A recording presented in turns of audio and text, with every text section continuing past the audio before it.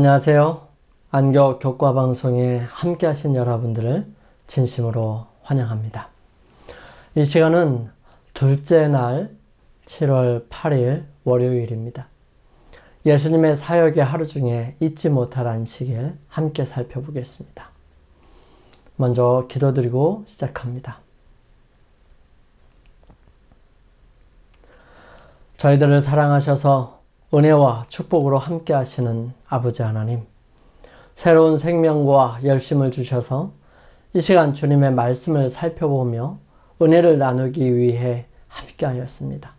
저희들의 생각과 마음에 함께 하셔서 주님을 통해서 우리 자신을 살펴보고 점검하는 시간이 되게 하여 주옵소서. 저희들의 삶 속에 주님께 가까이 했던 기억들을 통해 다시 한번 진실되고 열심이었던 신앙으로 나아갈 수 있도록 인도하여 주시며 더욱 온전한 신앙과 믿음으로 반듯하게 서게 하여 주옵소서. 드려지는 기도의 제목마다 함께 하셔서 주님 안에서 이루어지고 믿음으로 전진할 수 있는 용기를 주시옵소서. 세상에서 주님을 따라가면서 생기게 되는 수많은 어려움과 고통들을 주님을 의지하며 이겨나갈 수 있도록 인도하여 주시며 주님께서 승리하셨던 것처럼 우리 또한 주님을 따라감으로 승리하며 살아가게 하여 주옵소서. 시작하는 시간입니다. 저희들은 어리석고 부족하지만 함께 하셔서 주님께 가까이 하는 시간이 될 수 있도록 인도하여 주시기를 예수님의 이름으로 기도드립니다. 아멘. 이번 주의 기억절을 함께 살펴봅니다. 예수께서 이르시되 나를 따라오라. 내가 너희로 사람을 낚는 어부가 되게 하리라 하시니. 마가복음 1장 17절 말씀.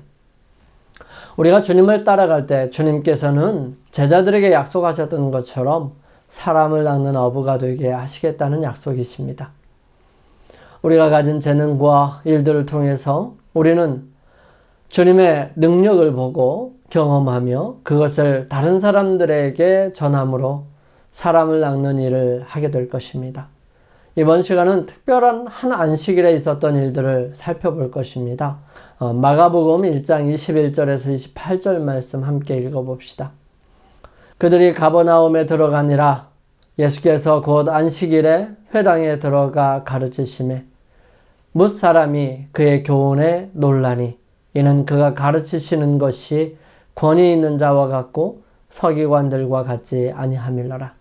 마침 그들의 회당에 더러운 귀신 들린 사람이 있어 소리질러 이르되 나사렛 예수여 우리가 당신과 무슨 상관이 있나이까? 우리를 멸하러 왔나이까? 나는 당신이 누구인 줄 아노니 하나님의 거룩한 자니이다. 예수께서 꾸짖어 이르시되 잠잠하고 그 사람에게서 나오라 하시니 더러운 귀신이 그 사람에게 경련을 일으키고 큰 소리를 지르며 나오는지라. 다 놀라 서로 물어 이르되 이는 어찌미냐? 권위 있는 새 교훈이로다. 더러운 귀신들에게 명한즉 순종하는도다 하더라. 예수의 소문이 곧 온 갈릴리 사방에 퍼지더라. 제자들이 함께 가버나움에 있는 회당에 들어갔을 때 있었던 일이었습니다. 가버나움은 신약 성경에만 나오고요. 16번 정도 언급됩니다. 예수님은 고향 나사렛을 떠나서 가버나움으로 옮기셔서 공생의 사역의 전초기지로 삼으셨습니다. 예수님의 고향 나사렛은 이스라엘 골짜기 북쪽에 있으며 중앙에 자리 잡고 있는데 큰 도로에서 떨어져 있는 반면에 갈릴리 바다 서북쪽 해안가에 자리 잡고 있는 가버나움은 갈릴리를 가로지르는 남북 도로상에 위치해 있었습니다. 그래서 그곳에는 세관이 설치되어 있었고 예수님의 제자가 된 세리마태가 그곳에서 예수님의 부름을 받았던 것입니다. 더욱이 예수님께서 가버나움에서 백부장의 종을 치유하시는 이적에서 알 수 있듯이 그곳에서는 로마 파견대가 위치되어 있었던 것으로 보입니다. 한글 개역 개정에서는 가버나움을 동네라고 표현하지만 작은 마을이 아니라 큰 도시라고 말할 수 있습니다. 지리적인 면에서 예수님은 복음 전파의 확대를 위해 큰 도로상에 자리 잡고 있는 가버나움에 진출하신 것이었죠. 가버나움 자체는 구주의 사업의 중심이 되기에 매우 합당한 곳이었습니다. 그 도시는 다메섹에서 예루살렘과 이집트 및 지중해에 이르는 대로상에 있었으므로 여행의 왕래가 심한 곳이었죠. 여러 나라에서 온 사람들이 그 도시를 지나갔고 혹은 이곳저곳 여행하는 길에 쉼을 얻기 위하여 머무르기도 하였습니다. 여기서 예수께서 모든 민족들과 모든 계층의 부자와 위인과 가난한 자와 미천한 자를 함께 만날 수가 있었고요. 그분의 교훈은 다른 나라들과 많은 가정에 전하여질 것이었습니다. 이와 같이 해서 예언의 말씀을 상고하는 일이 일어나고 관심은 구주에게로 향하여지고 예수님의 사명이 세상 앞에 드러나게 될 것이었습니다. 예수님의 갈릴리 사역에서 가버나움이 얼마나 중요했는지는 그곳을 예수님의 고향, 본 동네, 즉 예수님 자신의 도시라는 표현에서 미루어 짐작할 수 있습니다. 예수님의 제자들 중에 베드로, 안드레, 마태, 또한 요한과 야고보도 이곳에 살았던 것으로 보입니다. 예수님은 이 가버나움의 회당과 개인의 집에서 가르치셨고요. 백부장의 종과 4명의 친구가 운반한 중풍병자와 베드로의 장모의 열병, 왕의 신하의 아들의 질병 등 많은 이적들을 행하셨고요. 또한 더러운 귀신 들린 사람에게서 귀신을 쫓아내는 일 등 여러 가지 일들을 하셨습니다. 예수님의 공생의 사역의 전초기지였고요. 예수님이 수많은 이적을 행하는 곳임에도 불구하고 가버나움은 교만하여서 예수님을 영접하지 아니하였습니다. 그래서 예수님은 고라신, 벳세다와 더불어 회개하지 않고 영접하지 않는 가버나움을 저주하셨던 것입니다. 이곳에서 예수님의 봉사 초기에 제자들이 잊지 못할 아주 특별한 일이 일어납니다. 가버나움 회당에 있었던 잊지 못할 일은 무엇이었을까요? 그런 이야기에서 우리는 어떤 영적 진리를 배울 수 있는지 함께 살펴봅니다. 대부분의 그리스도인에게는 그 예수님을 따르기로 결심한 순간, 침례를 받던 날, 하나님의 인재를 깊이 느꼈던 충만한 예배 등 각자의 그리스도인 삶에서 잊을 수 없는 순간이 있습니다. 이 중에 어떤 순간은 잊을 수 없을 뿐만 아니라 인생을 바꾸는 순간이기도 합니다. 마가복음 1장에 기록된 안식일은 가버나움에 함께 있던 사람들에게 그런 날이었습니다. 이러한 일들이 일어났던 이유를 꼽으라면 아마도 그분의 가르침으로 많은 사람들이 감동과 새롭게 진리에 대해 눈을 떴기 때문이었을 것입니다. 뭇 사람이 그의 교훈에 놀라니 이는 그가 가르치시는 것이 권위 있는 자와 같고 서기관과 같지 아니함일러라. 영감의 말씀은 이 부분을 이렇게 묘사합니다. 예수께서 그들의 권고함을 익히 아시는 분으로서 사람들을 그들의 처지에서 만나셨다.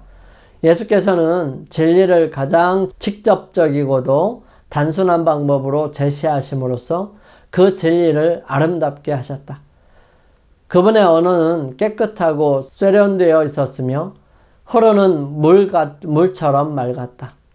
랍비들의 단조로운 어조의 말을 들어왔던 자들에게 예수님의 음성은 마치 음악과 같이 들렸다. 그러나 그의 가르침은 단순했지만 그는 권세 있는 자와 같이 말씀하셨다. 예수님께서 가르치실 때 그분의 말씀하시는 권능의 영향을 받았음이 분명한 한 귀신 들린 사람이 이렇게 소리칩니다. 나사렛 예수여, 우리가 당신과 무슨 상관이 있나이까? 우리를 멸하러 왔나이까? 나는 당신이 누구인 줄 아노니 하나님의 거룩한 자니이다. 모든 사람이 이제 혼란과 경악 속에 빠지게 되었습니다. 사람들의 주의가 그리스도에게서 돌려졌고 또 그들은 귀신 들린 사람에게로 향했습니다. 그분의 말씀은 계속 진행되지도 않았고 유의되지도 않았습니다. 이것이 사단이 그의 희생자를 회당 안에 인도한 목적이었습니다. 그러나 예수님께서는 이 마귀를 책망하시고 이렇게 말씀하셨습니다. 잠잠하고 그 사람에게서 나오라 하시니 더러운 귀신이 그 사람에게 경련을 일으키고 큰 소리를 지르며 나오는지라. 이 상황을 귀신 들린 자의 모습과 마음에 일어난 일들을 영감의 말씀은 이렇게 설명합니다. 이 처참한 고난자의 마음은 사단에 의해 어두워졌었으나 구주의 임재 앞에서 한 줄기의 빛이 암흑을 꿰뚫었다. 사단의 지배를 떠나서 자유를 갈망하는 마음이 그에게 일어났다. 그러나 귀신이 그리스도의 능력에 저항하였다. 그 사람이 예수에게 도움을 호소하려고 할 때 악한 영이 그의 입에 말을 넣어 주었다. 그는 공포의 괴로움 가운데서 소리를 질렀다. 귀신 들린 사람은 자기를 자유케 하실 수 있는 분 앞에 자기가 나와 있다는 것을 얼마간 알고 있었다. 그러나 그가 그 위대하신 손을 붙잡을 수 있는 범위 내에 들어가고자 힘쓸 때에 또 하나의 다른 의지가 그를 붙들어서 다른 말이 입 밖으로 튀어나왔다. 사단의 능력과 자유를 구하는 그의 욕망 사이에 투쟁은 처절했다. 이러한 절규 속에 예수님은 그 사람을 아시고 그를 억지로 억압하는 그 귀신을 그에게서 내쫓으셨습니다. 여기 마귀가 한 말의 의미를 생각해 볼 필요성이 있습니다. 첫 번째, 마귀는 예수님을 하나님의 거룩한 분으로 압니다. 그는 부정하고 불경스러운 마귀의 무리들과 달리 예수님은 하나님의 거룩한 사자임을 인정하지요. 우리는 예배드릴 때 불경하고 부정한 것이 아니라 거룩함과 경건한 사람들을 기대합니다. 이 이야기에서 우리는 선과 악의 세력 사이에 뚜렷한 대비를 볼 수 있는데요. 대쟁투의 실체가 이 이야기에 잘 나타나 있습니다. 사람들은 아직 예수님이 누구인지 모를 수 있지만 마귀는 그분을 분명히 알고 있으며 이를 공개적으로 인정하죠. 둘째, 그에게서 나오라는 명령은 이해할 수 있습니다. 하지만 왜 잠잠하라고 명령하셨을까요? 여기부터 마가복음에서 두드러지는 주제가 등장합니다. 바로 당신이 누구인지에 대해 침묵하라는 예수님의 요청입니다. 학자들은 이를 메시아 비밀이라고 부르지요. 당시에 메시아에 대한 기대가 정치적 색채를 띠고 있었기 때문에 예수님이 침묵을 요구한 것은 납득할 만하죠. 메시아가 되는 것은 위험한 일이었습니다. 그러나 침묵의 요구와 함께 예수님이 누구인지에 대해 틀림없는 계시가 주어집니다. 시간이 지나면서 분명해지는 것은 예수님의 정체는 감추어질 수 없으며 그분이 누구인지에 대한 진실이 복음의 중심이 된다는 것이죠. 당시 사람들은 예수님이 누구인지 아는 것뿐만 아니라 그분의 오심에 어떻게 반응할 것인지 그리고 그것이 자신에게 어떤 의미인지를 결정해야 했던 것입니다. 우리 함께 질문해 볼까요? 우리는 예수님을 믿으면서도 그분에 대해 숨겨야 했던 적이 있습니까? 어떤 일로 왜 그랬는지 한번 생각해 보십시오. 우리는 그 숨기려고 했던 목적이 자기 자신의 부끄러움 그리고 다른 사람들과 다른 것에 대해 창피하기 때문에 숨겼던 것이 아니라 복음의 확신과 방해 가운데 지혜를 위해서 하는 것이어야 하는 것이죠. 내 창피한 것을 위해서 감추는 것은 복음의 부끄러움을 느끼는 것이지요. 그런 게 아니라 조금이라도 감추어서 하나님의 일이 잘 드러낼 수 있는 기회가 된다면 감추는 것이 가하지만 그렇지 않을 때는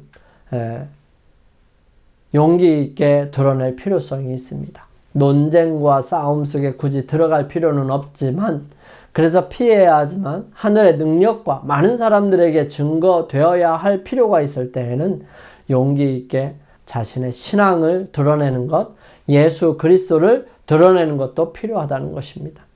복음을 증거하려고 할 때 우리가 믿는 현대 진리의 모든 내용을 한꺼번에 제시하지 않는 것이 현명한 일일 수도 있다고 여겨지는 때는 어떤 때일까요?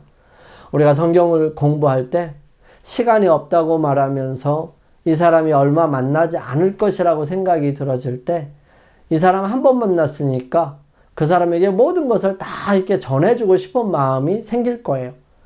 하지만 이 사람에게 복음에 대한 인식과 소화될 수 있는 시간적인 여유가 필요할 때 전부 다 가르쳐 줄 필요가 없고 그 사람이 수용할 수 있는 범위 내에서 계속해서 꾸준히 가르쳐야 할 필요성이 있다는 것입니다. 그래서 한꺼번에 몽땅 다 얘기해 주는 것보다 차근차근 얘기해 주는 것이 훨씬 나을 때도 있다는 것입니다. 이 모든 것은 예수님께서 우리에게 주시는 지혜대로 해야 할 필요성이 있다는 것이지요. 내가 스스로 드러내는 것보다 주님처럼 주님께서 우리와 함께 하시는 것이 드러나도록 주님께 맡겨드려야 할 때이지 않을까요? 우리는 그럴 때 우리 자신은 감추고 주님을 드러내고 또 사람들에게 스스로 선택할 수 있는 기회와 또 여유를 줘야 할 필요성이 있습니다. 마귀는 그분의 정체와 권능을 알고 있지만 주님은 알리지 말라고 하시죠. 이는 마가복음 전체에 흐르는 비밀이지만 모두가 생각해야 할 중요한 주제인 것입니다. 영감의 교훈입니다. 악한 영의 권세에 사로잡힌 사람들. 오늘날에도 가버나움에 귀신 들린 사람처럼 악한 영의 권세에 정말로 사로잡혀 있는 사람들이 많이 있다. 하나님의 계명에서 고의로 떠나 있는 모든 사람은 자신들을 사단의 지배에 맡기고 있다.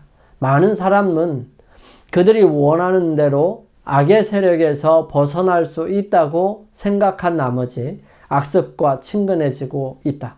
그러나 계속해서 미혹당함으로 그는 자신의 의지보다 더 강한 의지에 의하여 지배되고 있는 자아를 마침내 발견하게 된다. 치료봉사 92페이지에 있는 말씀이에요. 우리 함께 기도드리겠습니다. 저희들을 사랑하시는 아버지 하나님, 주님 안에 감추어진 비밀을 보여주시고 빛을 따르게 하신 은혜에 감사를 드립니다. 음부의 권세도 두려워 떠는 주님의 권능을 기억하고 겸손한 마음으로 주님을 섬기기를 원합니다. 우리를 부주의와 무지에서 건져내 주시고 전심으로 경배하게 도와주옵소서. 온전히 주님을 섬김으로 바르게 성장하여 바른 신앙으로 살아갈 수 있도록 인도하여 주시옵기를 예수님의 이름으로 기도드립니다. 아멘. 오늘 하루를 주님 안에서 승리하시기 위하여 주님 앞에 머무는 시간을 각자 개인적으로 할 수 있게 되기를 바랍니다. 저는 내일 이 시간 다시 찾아뵙겠습니다. 감사합니다.